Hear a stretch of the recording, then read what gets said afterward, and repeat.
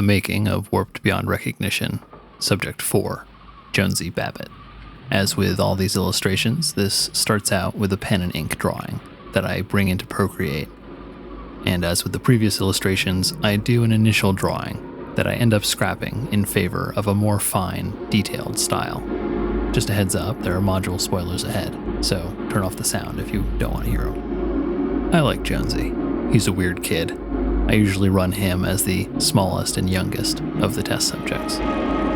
He was a good kid in a good school who got high marks on everything, including a disguised psionic aptitude test. When he got on this ship, he thought he was earning credits in an exchange program for gifted students. So the experiments turned out to be quite the shock to his system. When bad things happen to him, he retreats into his overactive imagination.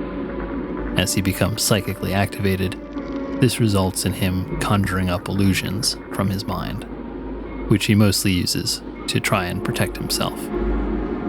This can get pretty wild, though.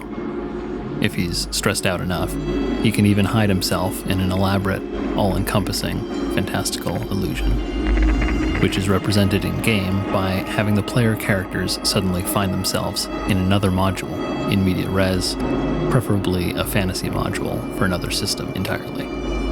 It's a pretty crazy moment when it happens. The player characters then have to find him and convince him of their trustworthiness and that they mean him no harm, and only then will he drop the illusion, returning everyone to reality.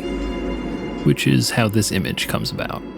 He's sitting on his cot in the spaceship, but out from the bed emerges this throne, the steps, the crown, the lit braziers.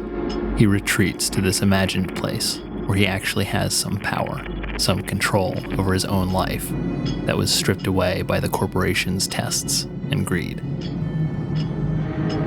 So here I've extended the throne up into darkness so that the illustration will better fit the layout of the page that it winds up on. The visual style is meant to be roughly in keeping with the stark look of the official mothership modules, black and white with a single key color.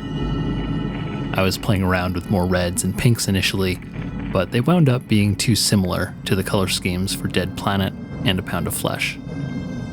So in the end, I went with orange. Here's how his spread ended up looking in the book. Paying subscribers get access to exclusive videos like this one, my undying gratitude, and plenty of other benefits.